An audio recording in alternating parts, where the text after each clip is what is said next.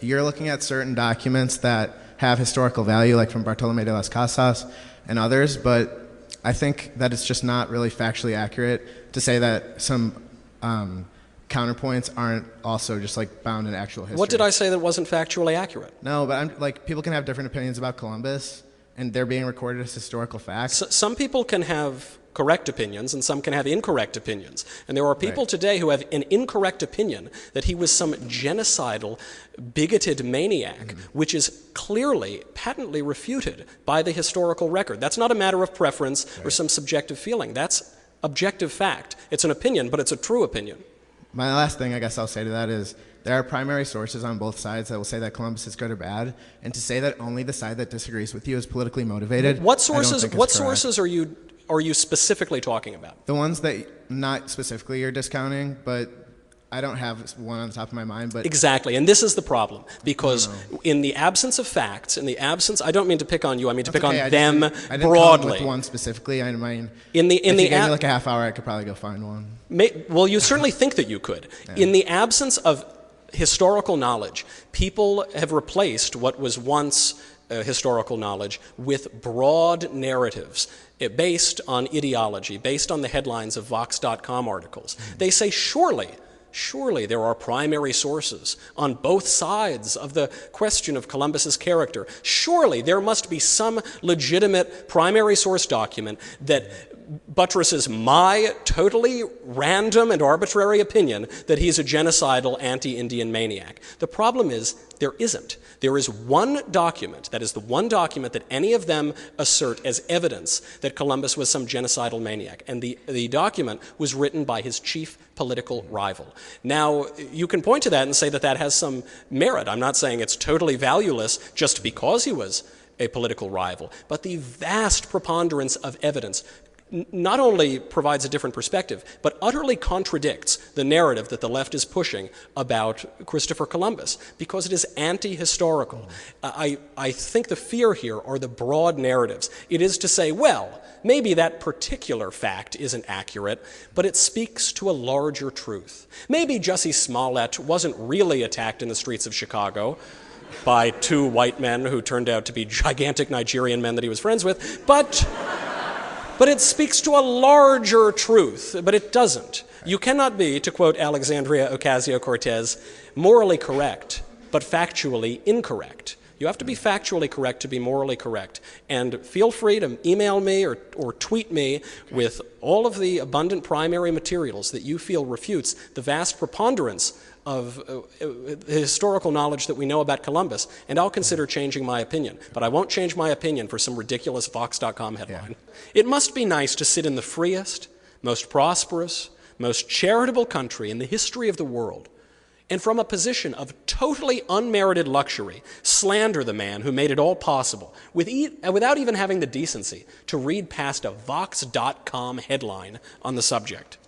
Cowards, ingrates, and moral narcissists throw tarp over the memory of the man without whom they would not exist. Those who call him a murderer and a tyrant, and whatever other nonsense they belch, should consider some other words of Columbus, which he addressed to the Spanish sovereigns in his Lettera Rarissima. He wrote, quote, "Let those who are fond of blaming and finding fault, while they sit safely at home, ask, 'Why did you not do thus and so?' I wish they were on this voyage. I well believe that another voyage of a different kind awaits them, or our faith is naught." For those of you who didn't catch that last part, he's telling his preening detractors to go to hell, and so am I. Thank you very much.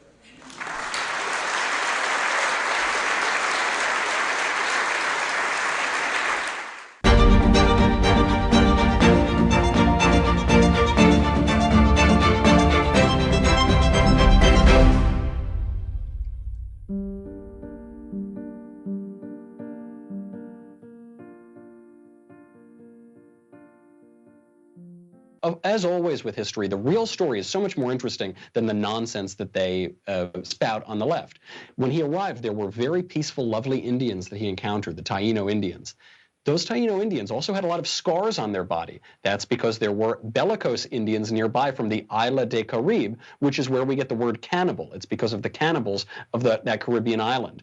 They talk about replacing Columbus Day with Indigenous Peoples Day. I wonder, which indigenous people should we name the day after? Should we name them after the Comanche, who stole their land from the Apache? Should we name them after the Iroquois nation, the cannibals of the Iroquois nation, who were a fearsome confederacy and warred with one another all the time? Which people should we name them after? I think when you get into the real history, it gets a little murkier, and Christopher Columbus starts to look a lot better. I know, it sounds like maybe you need to be talking to get your history straight, because this doesn't sound like the stories the left's telling today. One of the other claims, by the way, besides the mass genocide, I want to debunk that right now. There wasn't mass genocide committed by Christopher Columbus. They did bring with them unintentionally viruses and diseases from the old world that the Native Americans didn't have immunities to, but the 19 million or so, the 95% of the 20 million Native Americans who lived in the Americas that died of diseases, not because someone purposely went out and slaughtered them. They died of diseases. That's two entirely different things. But address this one. A lot of leftists say, well, Christopher Columbus, regardless of the context of history, he stole America. This wasn't his land. He came. Someone else was already here. Yet he drove them out and set up his own society. That makes him, you know, just terrible.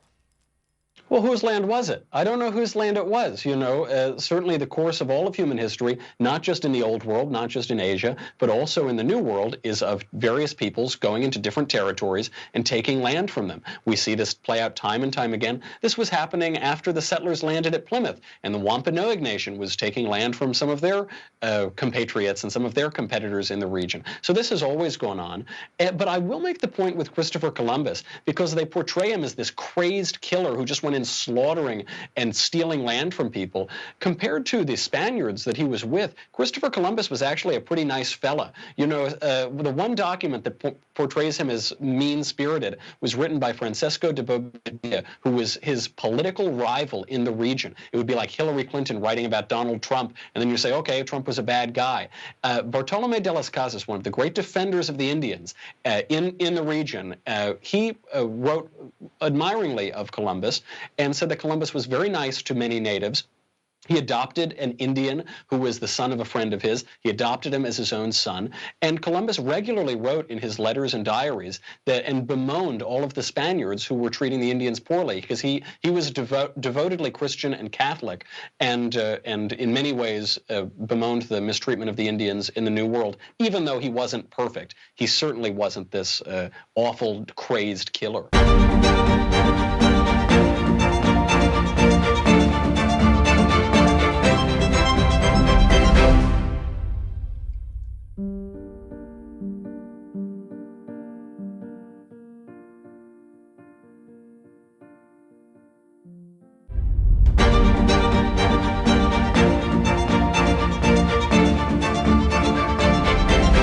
Progressives are experts at harming the very people they're supposedly trying to help.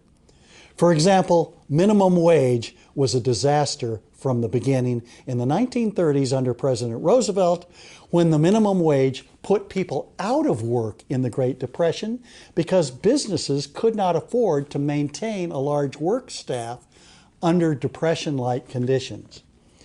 When we raised the minimum wage sharply in the 1960s and 1970s, it was the same bad result. Black teenage unemployment rose sharply. Women and blacks in general were out of work often.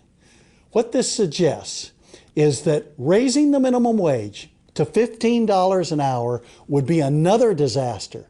Let's help people, give them a chance to enter the workforce, to get into the first rung on the ladder and not be thrown into unemployment by a high minimum wage.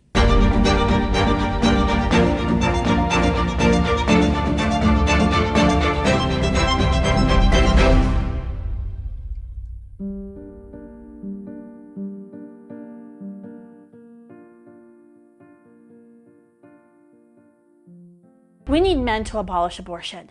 After the Alabama and Georgia pro-life laws passed, pro-abortion feminists took to the internet saying that if abortion is going to be illegal, men need to step up and be responsible. Amen, sisters. Despite what you may have heard, men play an important role in abortion. First, a man's natural role is as protector of his family and society. Second, men are 50% responsible for every pregnancy that has ever happened and will ever happen in the history of forever. Third, arguments don't have genders. Abortion is a human rights issue akin to slavery and sex trafficking and poverty. No problem has ever been solved by excluding half of the world's population from the debate. When a woman is pregnant, the most important factor in whether or not she's going to choose abortion is whether or not she feels supported. The most natural person she should be able to turn to is the father of a child. Men, you need to step up. Step up and tell your girlfriend, your partner, and your spouse that you are there to support them in their pregnancy and raising the child you helped create.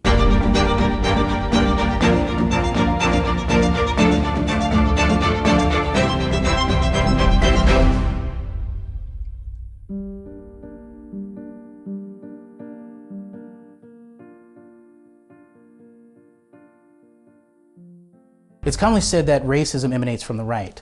I disagree. I think it comes primarily from the left. One example I can think of is Reverend Martin Luther King. During the Civil Rights Movement, he was articulating Christian principles in combination with the ideals of the Declaration of Independence and the U.S. Constitution. He was commonly lambasted by his critics as being a mouthpiece for the white man. Those critiques came from the left. If you look at a modern day example, look at Kanye West. We may not agree with everything that he says or does. However, the people who are criticizing him from a racial standpoint are coming from the left, not from the right. So when you hear people saying that the right is racist and the left isn't, just think to yourself, what side condemns black conservatives when they speak out and express their own individuality?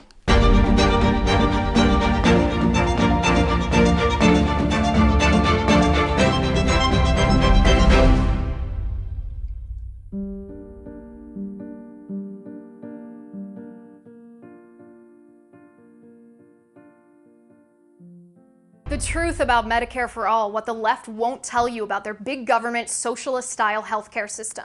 Make no mistake, this system will not work, and it will lead to rationing. All you have to do is look around the world at other westernized nations to see the truth. In the UK, children with cystic fibrosis are being denied life-saving medication for one reason, because the government bureaucrats do not want to pay for it. This spring, the UK government-run healthcare system denied 50,000 surgeries. They canceled them for one reason, because government bureaucrats, not the patient, not the doctor, government bureaucrats deemed them to be non-essential. This is what happens in a government-run system like Medicare for All. The choice is not up to the patient. It's left up to government. It is about one thing: control. You will no longer have control of what doctor you see, what hospital you go to, what plan you want. The government will make all of your choices for you.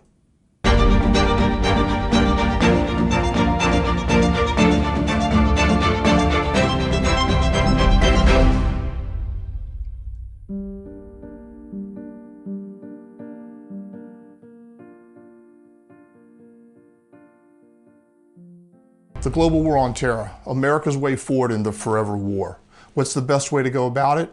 The CIA model from 2001, when Hank Crumpton, the CIA officer who set up the strategy, sent the first team, Jawbreaker, into the Penshar Valley in September of 2001. We supported the local Afghan warlords against the Taliban. We provided them with aid, both lethal and humanitarian. We collected intelligence and helped them fight the fight. We helped the U.S. Air Force provide destructive air power against the enemy. By December, the Taliban had been destroyed. Tens of thousands had been killed. By spring of 2002, Al-Qaeda had been destroyed and was no longer in the country. It's a model that worked then, and it can work anywhere else.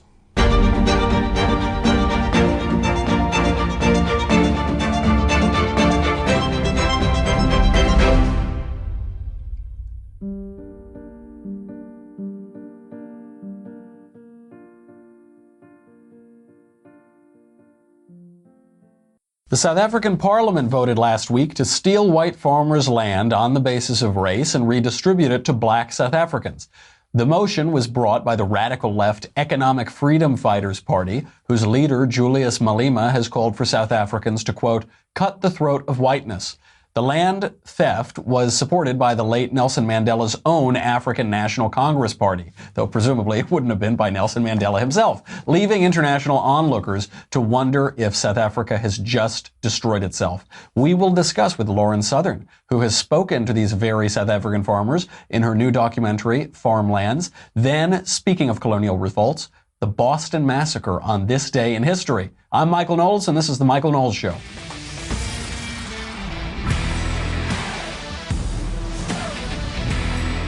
I'm not going to talk about the Oscars today. I am not going to talk about it. You can try your best. I'm not going to do it. Andrew Klavan, as you may know, told me that I had to watch the Oscars this weekend in his stead. Well, he sipped a martini that was tempered with olive juice and my tears, and he really enjoyed that. I talked about the Oscars a little bit on his show and also on Fox News this morning. And when you do a hit on a morning show on the East Coast, when you do it from the West Coast, you have to wake up very early. You have to be there at like 2 a.m. or something like that. So I did that. We talked about the Oscars at Fox, and then I came right back to my apartment. And do you know what I did? I jumped right into my cozy Boll and Branch sheets, and it was so wonderful. It made it all worthwhile. Watching the Oscars, listening to Jimmy Kimmel's stupid, tedious, tired jokes, if you could even call them jokes, watching the whining and the screeching and the random lapel pins. They didn't even know what lapel pin to wear anymore. Then they gave a trophy to a famously accused rapist. So, you know, there was a lot to, but I got into my Boll and Branch sheets, baby, and that made it all worthwhile. Boll and Branch is a wonderful sponsor because they help keep the lights on and because they make a wonderful product. We are never going to agree on everything, but I think we can agree that we can all use more sleep. Last night I only got about 15 hours of sleep. That is much below my usual required 18 hours to keep looking fresh and covfefe. Getting a great night's sleep is easier and more affordable than you think. You don't need a new expensive mattress or sleeping pills. You just need to change your sheets. And that's why you should check out Boll and Branch. Now, look, I've moved around a lot. Since I grew up in New York, I went to school in Connecticut, I moved out here to LA. I always get new bedding, and I always just buy the cheapest, whatever, sandpaper that they sell at the dollar store. I didn't realize how nice sheets can be. Luxury sheets, though, can cost up to $1,000. I'm now realizing this as I register for wedding gifts. Some luxury bedding can cost $1,000, even more. In the store, but Boll and Branch sheets are only a couple of $100. Everything Boll and Branch makes, from bedding to blankets, is made from 100% pure organic cotton, which means they start out super soft and they get even softer over time. The way that they can have that huge discount is you buy directly from them, so you're essentially paying wholesale prices. You don't have to go into the fancy store that's, you got to drive to that or anything. You got to right from them. Everyone who tries Boll and Branch sheets loves them. That's why they have thousands of 5-star reviews, and Forbes, the Wall Street Journal, and Fast Company are all talking about Boll and Branch. Even 3 U.S. presidents sleep on Boll and Branch sheets. I'm not going to tell you which ones. 3 U.S. presidents and 1 best-selling author of a book without any words in it. You could probably guess who the last one is. But 3 U.S. presidents sleep on those sheets, and you should too. Shipping is free, and you can try them for 30 nights, so there's no reason not to try it. Listen, for me, I told you, they don't pay me here, obviously, to come in, so all I get are the freebies sometimes. So look, 30 days of sheets, that's pretty good, man. That's about as good as it gets. You'd be a fool not to try it. If you don't love them, you can send them back for a refund. You're not going to want to send them back. I tell you that. There is no risk and no reason not to give it a try. To get started right now, don't say I never did anything for you. On this day where I'm slaving away, I got to watch the Oscars, I got to wake up early, I'm giving you a gift, $50 off your first set of sheets at bollandbranch.com, promo code Michael, M-I-C-H-A-E-L. That's not how they spell it, at like coffee shops when you ask for your coffee. That is the correct way to spell it, M-I-C-H-A-E-L. Go to bollandbranch.com today for $50 off your first set of sheets. That is B-O-L-L and branch.com, promo code Michael, M-I-C-H-A-E-L. All right, let's get right into this. A lot of craziness is going on in South Africa. Oh, you haven't heard of it? You haven't heard of what's going on? Oh, I'm not that surprised. It's probably because the media don't cover this stuff at all, because they'd much rather cover Donald Trump's tabloid thing from the 90s. The South African parliament voted last week to steal all of the white farmers' land. And guess how the economy reacted to that? Did not react very well. Banks are shocked by the move. It's going to cause serious panic. The agricultural industry obviously is faltering. International investors are now terrified of what will happen. It's deja vu all over again on that continent. We have seen this happen before. We saw it happen in Zimbabwe not that long ago.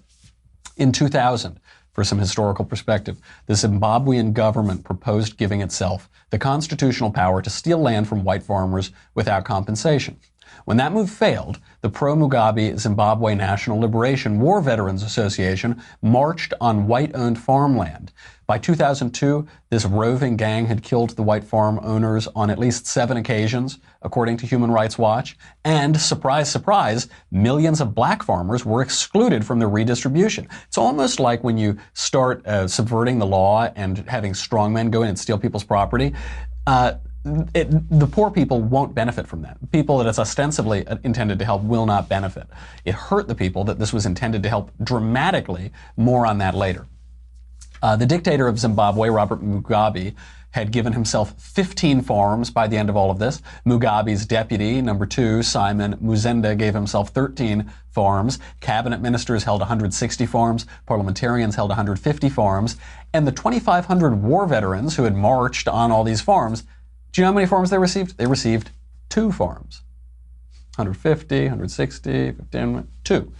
4,500 landless peasant Africans, black Africans, received just 3 farms. The whole process displaced 200,000 black farm workers, left them homeless and without any means of supporting themselves. Farm production, you'll be shocked to hear, fell massively. It fell by over 2/3 in just 5 years. These once bustling farms. Zimbabwe was called the breadbasket of southern Africa. Bustling farms ended up with a starving population.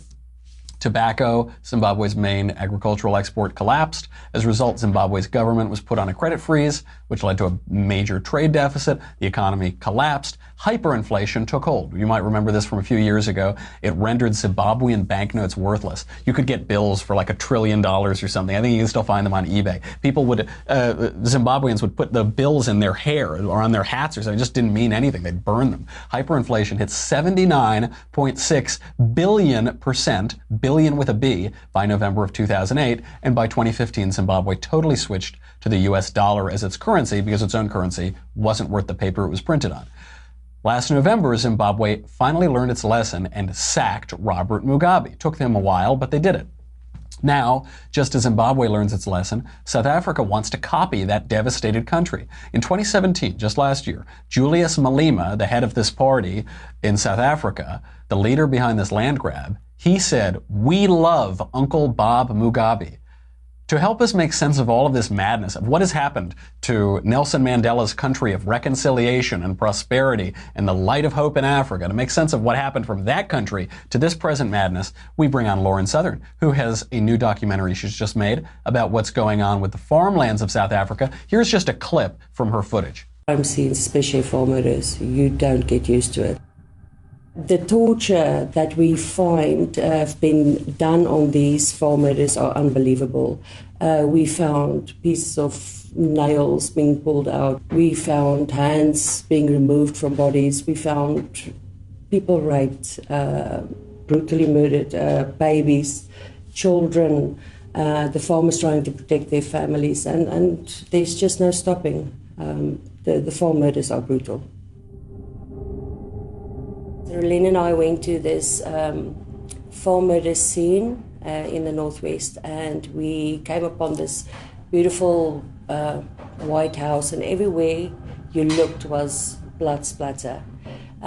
Since from where you walked in, there was blood against the curtains, the walls, the paintings, the floor, and you could see where 2 babies were murdered in the bathroom. So they were definitely attacked while giving the babies a bath. One of them actually survived and crawled all the way from the bathroom. He was about 2 years old. Crawled all the way from the bathroom to the main bedroom where the mom was murdered. That is some pretty haunting footage. And I think maybe for people in my generation, people who don't remember Nelson Mandela, they don't realize how shocking this is.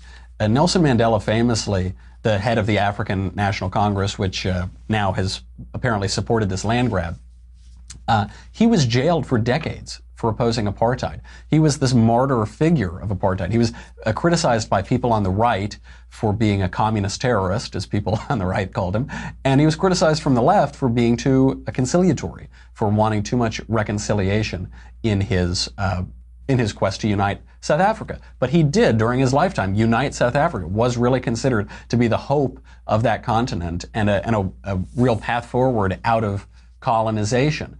And that's over now. That is clearly over now. His own party has turned on that spirit of reconciliation. And you don't see these reported in the news very much. You don't hear about the murders on these South African farms. You don't hear about this land grab yet. I wonder why that is. That is a little strange. Do I have Lauren on now? All right, Lauren, thank you for being here. Hi there, thanks for having me. I'm really wanting that wine now. I'm gonna have to go punch in that code. It's real good. There's promo code COFEFE, C-O-V-F-E-F-E. Now, Lauren, I have to say, sometimes the audience gives me flack because they accuse me of flirting with my female guests or hitting on my female guests. But this shouldn't be as big of an issue because you are officially a man. Is that right? You have officially changed your gender to a man. Yes, I legally changed my gender in Canada. So if you want to win over some of the progressive audience, you can throw a few lines my way. Hubba hubba, be still my beating heart. Well, that is very progressive and a really excellent story. If you haven't looked into Lauren changing her gender, you should look it up on the internet. It's very funny. Lauren, we just watched a clip from some of your footage in South Africa. What is going on in that country? Where do you even begin? I went to South Africa in January just to investigate kind of whispers I heard about farm murders going on. There were supposedly discriminatory farm murders against the Afrikaner minority that were just brutal stuff. And the Afrikaners are the white people. I ended up, yes, they're the 8% white population in South Africa. But I ended up going down this rabbit hole and discovering a myriad of government just absolutely biased laws against the Afrikaner people. I discovered white squatter camps, which are basically de facto refugee camps for white people in the country. I discovered about laws called Black Economic Empowerment, which are basically reverse affirmative action. So imagine if you could only hire 13% blacks in a certain career in America because it has to be representative of the population. I think the sports would get very boring in America. But in South Africa, this has caused a lot of problems. A ton of white South Africans have been fired from their jobs to meet these quotas. It's caused for an absolute gutting of the energy sector. In fact, people have probably heard Cape Town is about to run out of water because of this. The white South Africans are not just being murdered, but there's just been an announcement that the government plans to take their land without compensation. So things are just collapsing in on themselves. There's so many issues to talk about. You're going to have to pick one. Well, what has happened to the spirit of Nelson Mandela? You know, the right frequently pilloried Mandela for being a communist terrorist. And I think it's a little bit like the Mike Bloomberg effect. When Bloomberg was my mayor in New York, I would criticize him relentlessly because he wouldn't let me smoke cigars in the parks. But now, looking back, now that we have de Blasio, I think, like, man, those were the good old days. I didn't know. We don't know what we got till it's gone. Mandela did exude this apparent spirit of reconciliation. He was pilloried by both sides, the left and the right in South Africa, jailed for decades for opposing apartheid. What happened to that now that that guy is gone? What happened to his own party and what happened to his country? So the ANC is still in power in South Africa. But of course, the reason we don't hear much about South Africa in the news anymore is because what South Africa was supposed to exemplify was the progressive communist rainbow nation. And the left loved it. And they still tout this day the rainbow nation is the most beautiful thing to ever have existed. But the reason we don't hear about it anymore is because the rainbow nation has failed. That is just a fact. The ANC has turned into a party that is not for equality, but has become quite openly anti-white. If their policies don't speak for themselves, you can go and watch some of the videos of even the other parties in parliament, the EFF, who have about 10% of control of the government, saying we should kill and shoot the Boer, literally dancing on their stage and saying kill, shoot the white South Africans. This is the government of South Africa right now. It is not this progressive rainbow nation. And the Marxism hasn't done them much good either. You can see the Rand, since the ANC has brought in a lot of their Marxist policies, it has collapsed in value since the 90s. So you're not going to hear much from the left about this. So it's really good to see, although I think a little late, as we've just started talking about South Africa, when the land crisis is now being enacted by Parliament, it's good to start seeing it in the conservative media, because this is going to ramp up into something far more serious in the coming years. Well, I wonder, because the head of the EFF has said that he wants to cut the throat of whiteness in South Africa. He says he loves Uncle Bob Mugabe. But there were 80 some odd, I think 83 South African parliamentarians who voted against the land expropriation. Isn't that right? Now, many more parliamentarians voted for it. Is there any hope that this doesn't happen, that the minority of parliamentarians are able to bring some stability and sanity back to the country? Right, of course. It's good to make a nod to those sane people who I'm sure are just hitting their face on their desk right now, looking at things like Zimbabwe, which if people don't know what happened in Zimbabwe, they kicked out all of the white farmers and it ended up causing a huge crisis there with food issues, people starving, their economy collapsed. And of course, that will become a problem in South Africa as well. The farmers there are desperately trying to train their workers to take over their jobs and take over the farms, but you just can't fill that many spaces so quickly. So I think there are at least some people within the media and within the government that realize that confiscating white land is not just going to be a problem for white people. It's going to be a problem for all South Africans, black, white, mixed alike. It's going to cause starvation. It's going to hurt the futures of young people in the country. And if enough people can start talking about that, showing what happened in Zimbabwe, who are now inviting back the white farmers because they need help, hopefully there can be some change, but people have to start talking about it. We can't wait until it actually happens, because the mainstream media, I found, waited until the land crisis was actually seen in Parliament and passed. They waited for that last kind of moment. If we wait again until more drastic policies and laws happen, then things might be far too late for It's amazing. South Africa. Even now that the South African Parliament has voted to take away all the white farmland, when you look in Google News or you look in a lot of mainstream outlets, it won't come up. If you Google South Africa, you'll see sporting events and frivolous things like that. I wonder, you bring up Zimbabwe. Obviously, black Zimbabweans did terribly under that expropriation regime. Mugabe and his cronies enriched himself dramatically, and the people who really paid the price were the millions of black peasants, basically, who couldn't work and couldn't feed themselves and couldn't support themselves. There was a good op-ed out today about how land expropriation in South Africa is the same thing. It is primarily an attack on not just white farm owners, but black South Africans who are going to be devastated when the starvation hits. Is there any voice in South Africa or in the international media who are pointing this out, that it seems like it's an attack on white people, it seems like it's an attack on the original sin of that country, as the activists describe it, but really the people who are going to be hurt, as is so often the case, are the people it purports to help? Well, this is the upsetting thing, is the media, and certainly within the mainstream, it rarely speaks the minds of the people. It speaks its own agenda and what it wants the people to think. And I remember sitting down when I was in South Africa with a woman from Zimbabwe. She was a very sweet lady, and she was telling me through quite emotionally that she didn't know what she was going to do after South Africa kicked out the white people, because she had come to South Africa because of what happened in Zimbabwe. She came there to make money to send back to her family in Zimbabwe, and she said, I don't know where there is to go next in Africa if they do the same thing here. That South Africa was her safe zone after the kicking out of whites. So it's you're absolutely correct in that the victim are people of all skin colors. The victim of this is the whole nation in general. Because the conservative argument is always that a rising tide lifts all ships, and we can see that not just in the U.S., but around the world. Capitalism lifted 600 million people out of poverty in China in something like a decade or 2 decades. But of course, the opposite is also true. A sinkhole is going to sink everybody. It isn't just going to sink one group of the country. It's going to destroy the country. And yet there's basically no reporting on the panic of international investors, the panic of the South African banks. Tell us a little bit more about your movie. What's next for that? What made you decide to do the project, and where and when can we see it? Right. So Farmlands hopefully will be out within the next month. I'm hesitant to give people a specific date because there's so much preparation that has to go into it. The films always take about 6 months longer than anybody says they will, and an extra $200,000 or something, right?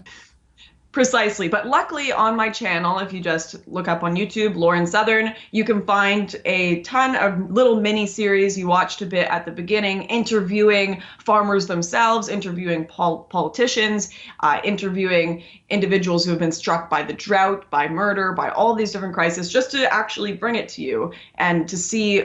We hear a lot of statistics. And of course, there's that famous Joseph Stalin quote that is just horrific, where he says, one person's death is a tragedy, a million is simply a statistic. And for a lot of people, all they've seen is the statistics of farm murders. All they've seen is the numbers, that this is happening at a horrific rate. But they haven't actually gotten to meet the people and realize these are humans just like me and you that are suffering through this crisis right now. And that's kind of what I hope to do with farmlands. I hope to humanize the Afrikaner people and show that they're not just these statistics. They're not these colonizer monsters as some people like to portray them. They just happen to be born on this land after their family had been there hundreds of years. But also to record what is going on in South Africa, because Lord knows if things get worse there, the media is not going to tell the truth. And I want there to be at least some record of what happened in South Africa so we can learn from kind of the mistakes, which hopefully we can fix things. But if not, I want the truth to be out there. You would think we would have learned from Zimbabwe, but if South Africa destroys itself as it looks like it is doing, then at least there will be a record and maybe we'll be able to stop the next country. Absolutely. Lauren, thank you. That was not only very educational, but you've really helped me out. You've bumped up my progressive credentials by being such an articulate, official, government recognized man on the program. I really appreciate it. Lauren Southern, everybody, go check out her YouTube channel and check out the movie whenever it comes out. Talk to you soon. Thanks for having me. All right. We've got to get to this day in history. Do we have to sign off first? Are you going to make me sign off before we do this day in history? Oh, that's so awful. This is a good this day in history. Speaking of colonial revolts, this is an excellent, a timely this day in history from what took place on this very Monday in 1770. But if you're not on dailywire.com, you can't watch it. If you're on Facebook or YouTube, ha ha ha. If you're on Facebook, though, come over to dailywire.com. It will be $10 a month or $100 for an annual membership. But what will you get? You will get the Andrew Klavan Show, the Ben Shapiro Show. You'll get me. You'll get the conversation, and you can ask Ben questions. He's the one who's up next. Now, look, everybody can watch the conversation, but only the subscribers can ask questions. Many are called, but few are chosen. Yeah, you'll get all that, but who cares? Nobody cares about all that. We want to thank all of our current subscribers, and I know our current subscribers are going to make everybody very envious because they have this, the Leftist Tears Tumblr, baby. Oh, this is so important. This is the Jimmy Kimmel vintage, because last night, Jimmy, he held it throughout most of the broadcast. He didn't cry. You knew he wanted to, but those Oscars ratings are going to come out today. And then Jimmy Kimmel is going to unleash an outrageous outpouring of tears, and you're going to need your Tumblr if you want to protect you and your family. It's really important. Go to dailywire.com right now. We'll be right back.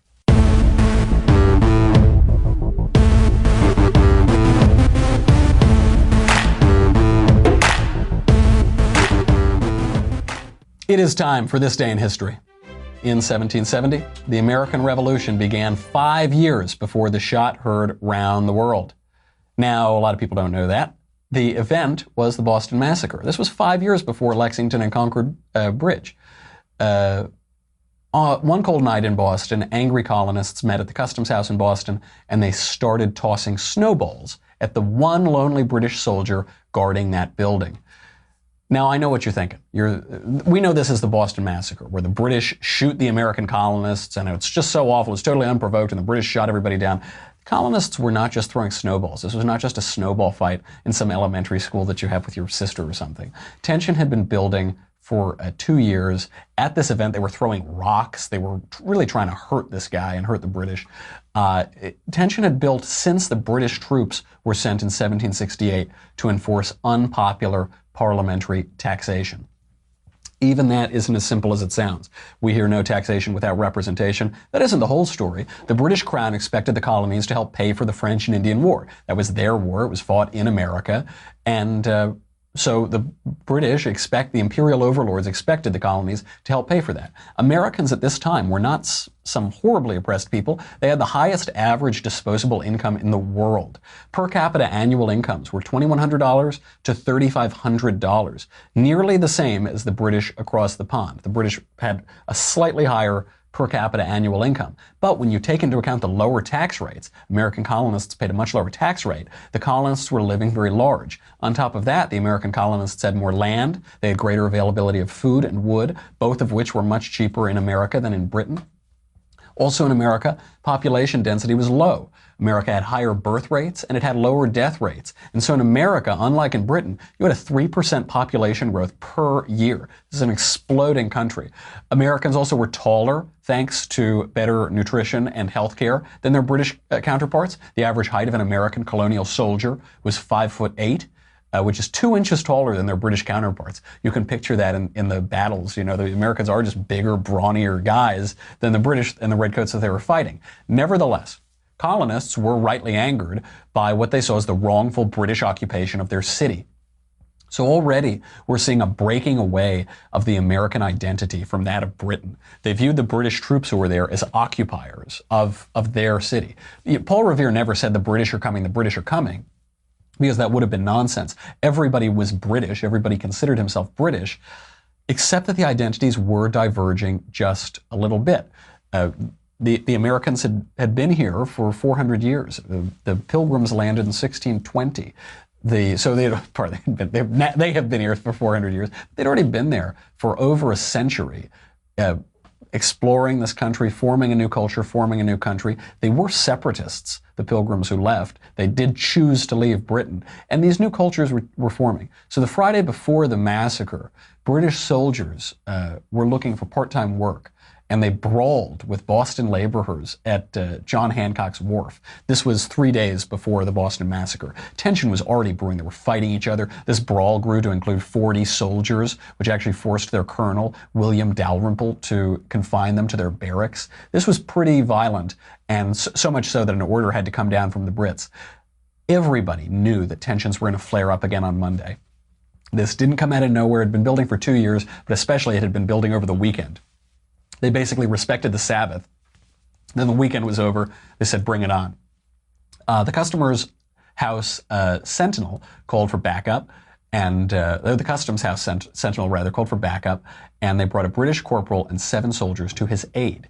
Now, 2 of those people that came to his aid had previously brawled on that Friday. Captain Thomas Preston told the redcoats to fix their bayonets.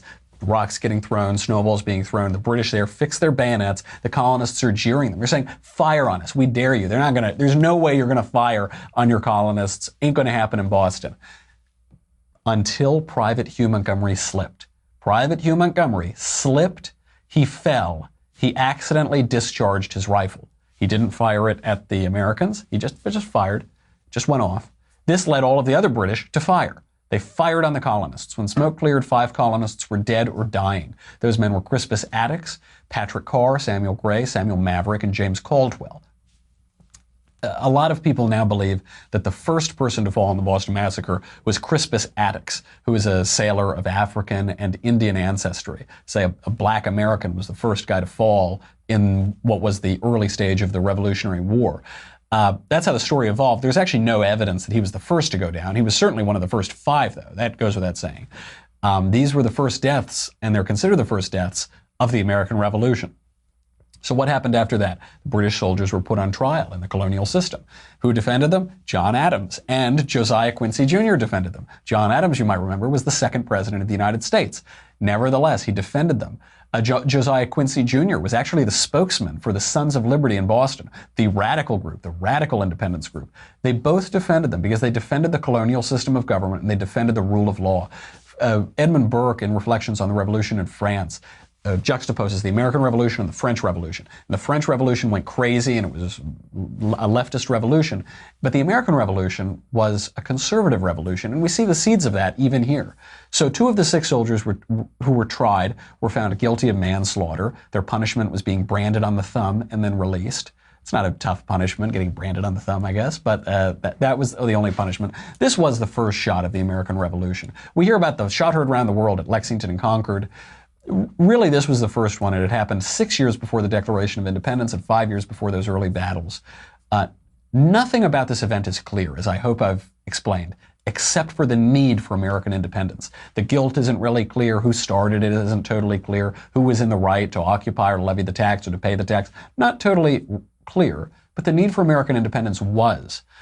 Colonists were rightly angry that their self-governing city was being occupied. They were basically self-governing and had been for a long time. They were angry at being taxed without representation. They were angry that British soldiers were competing in the labor market. And the Crown expected colonists to foot some of the bill for their own war. And the Crown saw that Americans were living large on British protection. And the British soldiers were being pelted with rocks just for standing guard and doing their job. American independence was coming. These seeds were sown into the founding of the country.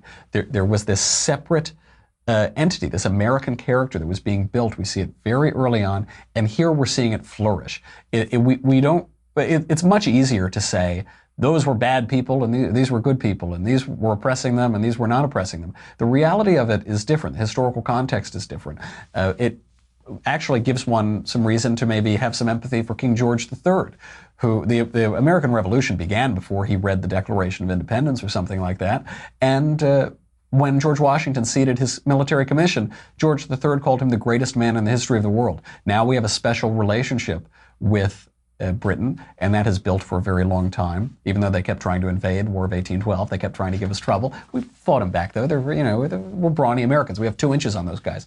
So that was built into the character. But looking at the historical context of the United States, you see just in that character, independence was our future. It was our destiny. We were going to people this continent. We were going to story this continent. It was built into the American experiment. And I think when people view that moment and view our country's character with less of an ideological take on it, with less of a rigid, narrow ideology, and they look more into the character of what makes America America, you see all of that flourishing and blossoming for what it is, and hopefully we get to keep doing that and we don't just go all the way down into our decadent slump. But if watching Jimmy Kimmel on the Oscars last night, I don't know, maybe that tempers our hope a little bit.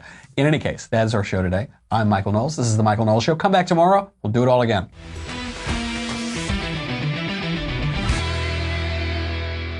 The Michael Knowles Show is a Daily Wire forward publishing production. So you want your safe space. The last thing you want is somebody invading your campus. You should always feel like you're right. Freedom is not an abstraction. It affects our happiness and our ability to flourish. It is very seldom that liberty of any kind is lost all at once. It's always lost bit by bit. We have protection of freedom of speech. If we said only things that other people liked, we'd have no reason to protect it. Notice that when Jefferson looks for a source of our rights, can only find one, and that's the Creator. We are a country that respects religious liberty. That key value has been enshrined in our founding documents. We are created equal in the eyes of God, the core principle of democracy. To believe that Islam is a religion of peace is to believe that Muslims throughout history have misunderstood their own religion. Life is the most fundamental right. None of the other rights that are listed in the Bill of Rights actually exist without first the right to life. Free markets fundamentally